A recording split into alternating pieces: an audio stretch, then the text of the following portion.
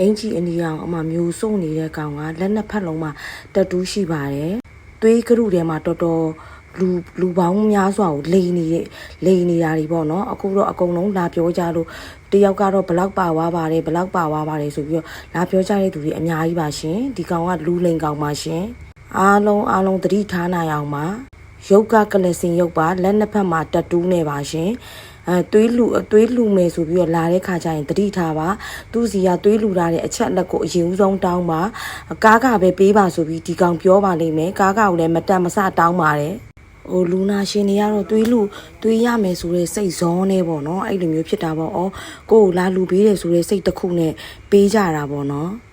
အဲ့ဒီတော့ပြောချင်တာကလေသွေး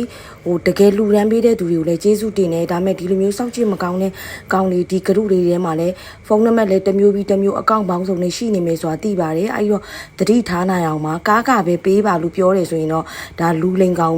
ဖြစ်ဖို့ပဲမျက်လုံးထဲမှာပြေးမြင်အောင်လိုက်ပါရှင်